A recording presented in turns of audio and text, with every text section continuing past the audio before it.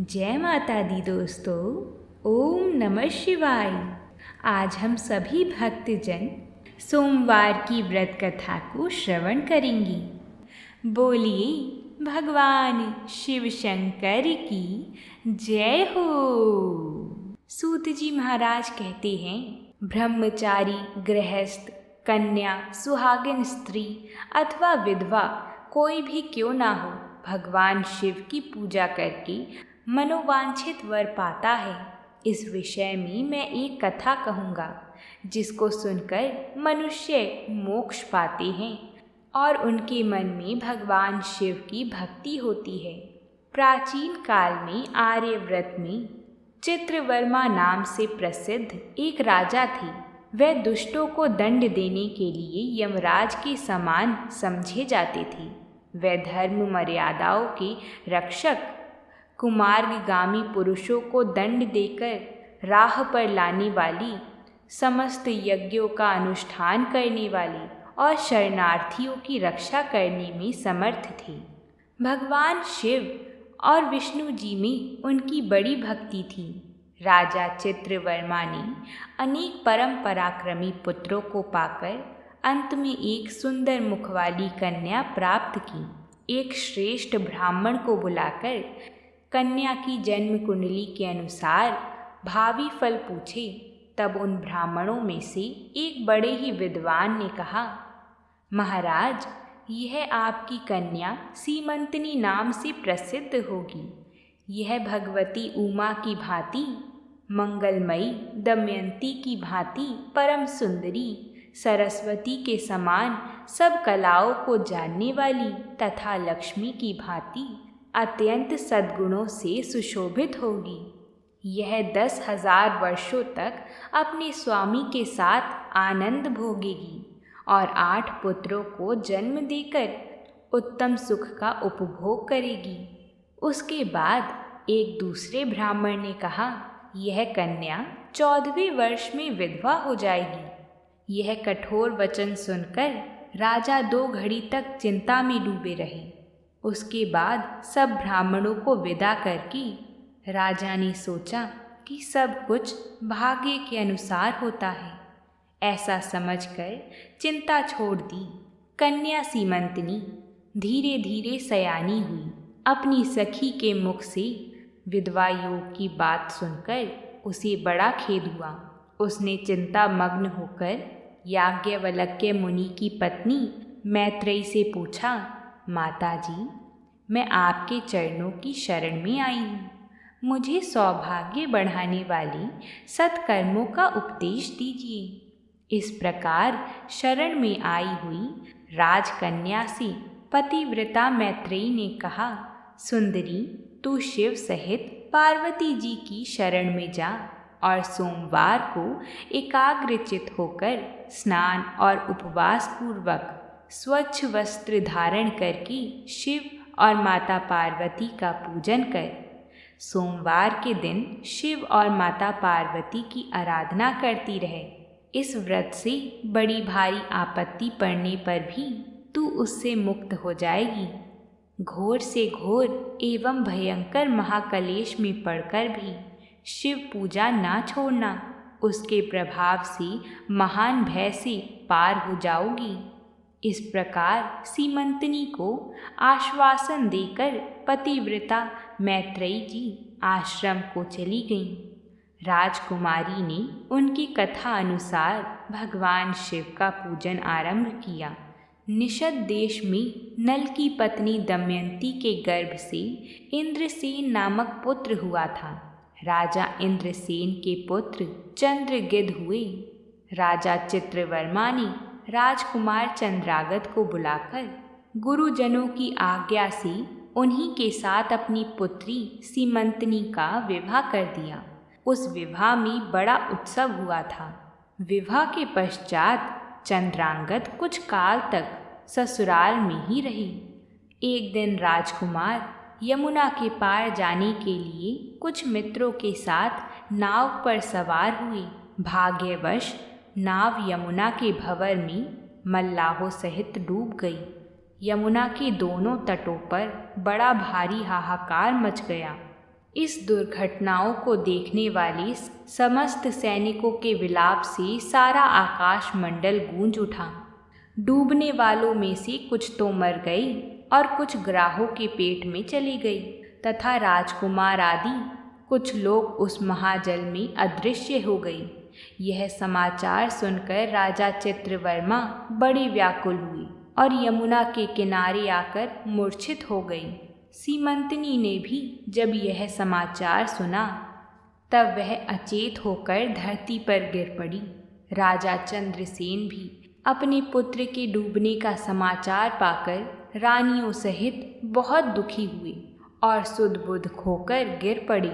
उसके बाद बड़े बूढ़ों के समझाने पर राजा चित्रवर्मा धीरे धीरे नगर में आई और उन्होंने अपनी पुत्री को धीरज बंधाया। राजा चित्रवर्मा ने जल में डूबे हुए अपने दामाद का औधर्वदेही कृत्य वहां आए हुए उनके बंधु बांधवों से करवाया। पतिव्रता सीमंतनी ने चिता में बैठकर पति लोक में जाने का विचार किया, किंतु उसके पिता ने स्नेहवश रोक दिया। तब वह विधवा जीवन व्यतीत करने लगी। मुनि पत्नी मैत्रेयी जी ने जिस शुभ सोमवार व्रत का उपदेश दिया था उसे सदाचार परायण सीमंतनी ने विधवा होने पर भी नहीं छोड़ा। इस प्रकार 14वें वर्ष की आयु में अत्यंत दारुण दुख पाकर वह भगवान शिव के चरणारविंद का चिंतन करने लगी। शिव जी की आराधना करते करते उसके 3 वर्ष व्यतीत हो गए।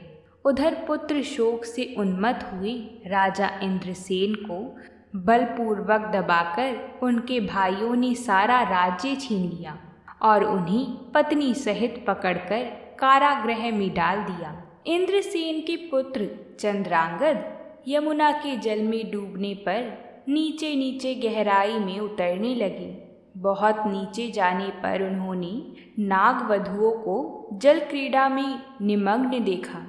राजकुमार को देखकर वह भी विस्मित हुई और उन्हें पाताल लोक में ले गईं। वहां चंद्रांगद ने तक्षक नाग के परम अद्भुत रमणीय नगर में प्रवेश किया और इंद्र भवन के समान मनोहर एक सुंदर महल देखा, जो बड़े बड़े रत्नों की प्रकाशमान किरणों से उद्दीप्त हो रहा था। भगवान सूर्य के समान तेजस्वी तक्षक नाग को सभा भवन में विराजमान देखकर परम बुद्धिमान राजकुमार ने प्रणाम किया और हाथ जोड़कर खड़े हो गए। तक्षक के तेज से उनकी आँखें चौंधिया गईं। नागराज ने भी मनोरम राजकुमार देखकर उन नागिनों से पूछा, यह कौन है और कहाँ से आया है? उन्होंने उत्तर दिया, हमने इसे यमुना जल में देखा है और इसके कुल तथा नाम परिचय ना होने के कारण आपके पास ले आई हैं। तब तक्षक ने राजकुमार से पूछा, तुम किसके पुत्र हो? कौन सा तुम्हारा देश है और यहाँ पर तुम्हारा कैसे आगमन हुआ? राजपुत्र ने कहा, भूमंडल में निषद नाम से प्रसिद्ध एक देश है। उसके स्वामी राजा नल महायशस्वी हो गए हैं। वह पुण्य लोक माने जाते हैं। उनके पुत्र इंद्रसेन हुए और इंद्रसेन का पुत्र मैं हुआ। मेरा नाम चंद्रांगद है। मैं अभी नूतन विवाह करके ससुराल में ही था और यमुना जी के जल में विहार करता हुआ देव की प्रेरणा से डूब गया। ये नाग पत्नियाँ मुझे आपके पास ले आई हैं। कई जन्मों के पुण्यों से यहाँ मैंने आपके चरणारविंद का दर्शन किया है। आज मैं धन्य हूँ। मेरे माता पिता कृतार्थ हो गए, क्योंकि आपने दया करके मेरी ओर देखा और मुझसे वार्तालाप किया है। इस प्रकार अत्यंत मनोहर उदारतापूर्ण वचन सुनकर तक्षक ने कहा, राजकुमार, तुम भय ना करो, धैर्य रखो और बताओ, तुम संपूर्ण देवताओं में किसकी पूजा करते हो? राजकुमार ने कहा, जो संपूर्ण देवों में महादेव कहे जाते हैं, उन्हीं विश्व आत्मा उमापति भगवान शिव की मैं पूजा करता हूँ, जो विधाता के भी विधाता, कारण के भी कारण, और जिनका तेज सभी लोगों को प्रकाशित करने वाला है, वह भगवान शिव मेरी परम गति हैं, जो अत्यंत निकट होकर भी पाप से दूषित चित्त वाले पुरुषों के लिए बहुत दूर हैं, तथा जिनके तेज की कोई सीमा नहीं है, जो अग्नि, भूमि, वायु, जल और आकाश में भी स्थित हैं। वह विश्व आत्मा भगवान सदाशिव हम सबके लिए परम पूजनीय हैं, जो संपूर्ण भूतों के साक्षी, सबकी आत्मा में स्थित रहने वाली परमेश्वर तथा निरंजन है। संपूर्ण संसार जिनकी इच्छा के अधीन है, मैं उन भगवान शिव की पूजा करता हूँ। ज्ञानी पुरुष, जिन्हें एक आदि और पुराण पुरुष कहते हैं, गुणों के भेद से जिनमें भिन्नता की प्रतीति होती है, जिन्हें कोई तो क्षेत्रज्ञ, वह भगवान शिव मेरे परम आश्रय हैं। मैं भगवान शिव की सदा पूजा करता हूँ। देव नदी गंगा जिनके मस्तक पर स्थान पाकर सुशोभित होती है, भगवती जगदम्बिका जिनके अर्धांग में निवास करती हैं, और तक्षक और वासुकी दोनों नागराज जिनके कानों के कुंडल हैं, वे चंद्रशेखर भगवान शिव मेरे परम आश्रय हैं। राजकुमार की यह बात सुनकर तक्षक का चित्त प्रसन्न हो गया। उनके हृदय में महादेव जी के लिए नूतन भक्ति भाव का उदय हो आया और वह उनसे इस प्रकार बोली, राजेंद्र नंदन, तुम्हारा कल्याण हो। मैं तुम पर बहुत प्रसन्न हूँ, क्योंकि तुम बालक होकर भी उच्चतम परात्पर शिव तत्व को जानते हो। देखो, यह रत्नमय लोक है। ये मनोहर नेत्रों वाली युवतियाँ हैं। ये मनोवांछित कामना पूर्ण करने वाले कल्प वृक्ष हैं, तथा ये अमृत रूपी जल से भरी हुई बावलियाँ हैं। यहाँ मृत्यु का दारुण भय नहीं है। बुढ़ापा और रोग से यहाँ किसी को पीड़ा नहीं होती। तुम इच्छा अनुसार यहीं रहो और यथा योग्य सुख भोगों का उपभोग करो। नागराज के ऐसा कहने पर राजकुमार हाथ जोड़कर बोली, नागराज, मैंने समय पर विवाह किया है।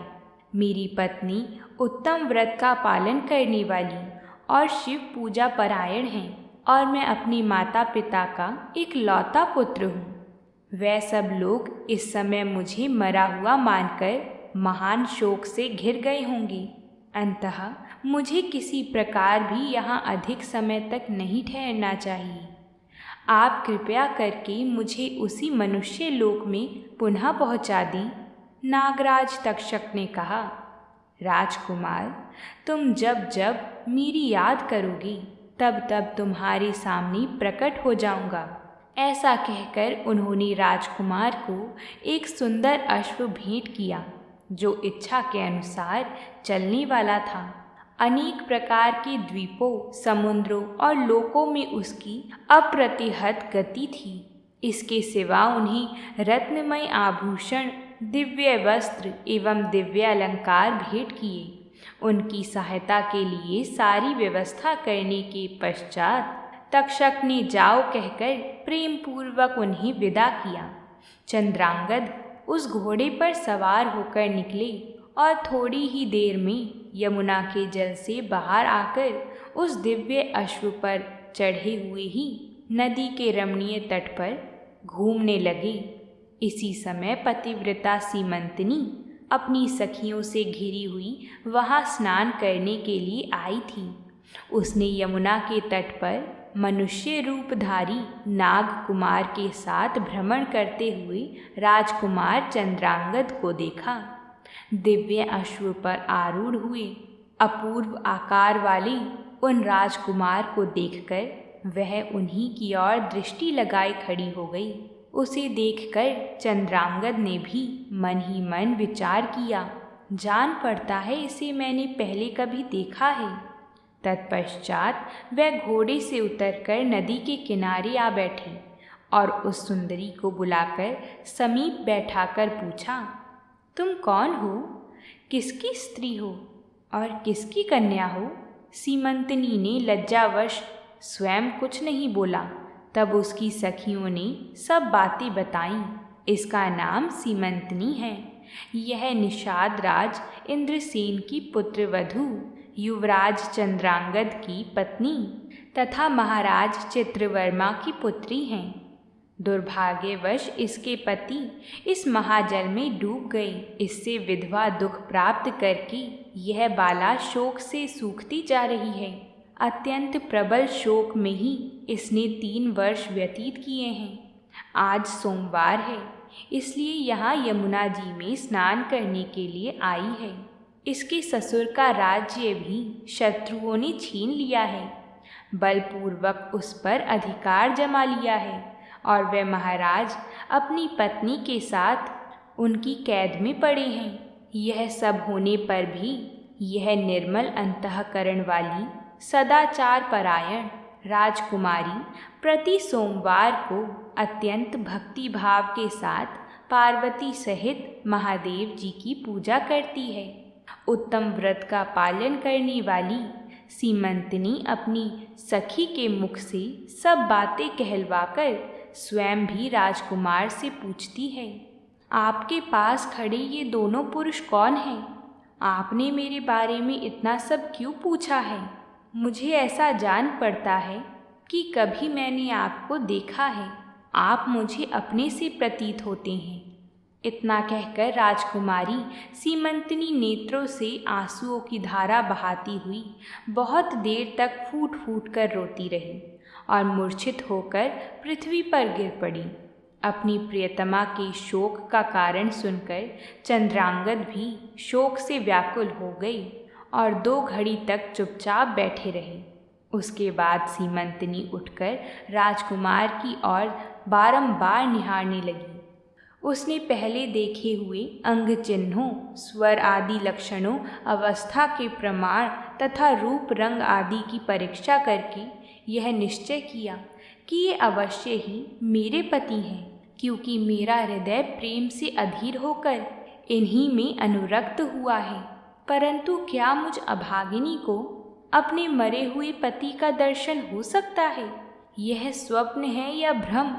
अथवा मुनि पत्नी मैत्रेयी जी ने जो मुझे यह कहा था कि तुम भारी से भारी विपत्ति में भी पड़ने पर भी इस व्रत का पालन करती रहना, उसी का तो यह फल नहीं है।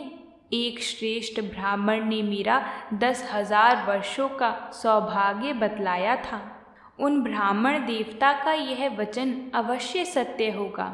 यह ईश्वर के बिना कौन जान सकता है। इधर प्रतिदिन मुझे मंगल सूचक शुभ शकुन दिखाई देते हैं। पार्वती देवी के प्राणनाथ भगवान शिव के प्रसन्न होने पर देहधारियों के लिए कौन सी वस्तु दुर्लभ हो सकती है? इस प्रकार भांति भांति से विचार करके उसका संदेह दूर हो गया। तब लज्जा से उसने अपना मुख नीचे की ओर कर लिया। उस समय राजकुमार ने कहा, भद्री, मैं तुम्हारे पति के शोक संतप्त माता पिता से यह समाचार बतलाने के लिए जा रहा हूँ। तुम्हारा कल्याण हो, तुम्हारे पति तुमसे शीघ्र ही मिलेंगे। यों कहकर राजकुमार घोड़े पर सवार हुई और अपने दोनों सहायकों के साथ शीघ्र ही अपने राज्य में जा पहुँचे। वहाँ नगर के समीप ही स्थित होकर उन्होंने नागराज के पुत्र को राज सिंहासन पर अधिकार जमाए बैठे हुए बंधुओं के समीप भेजा।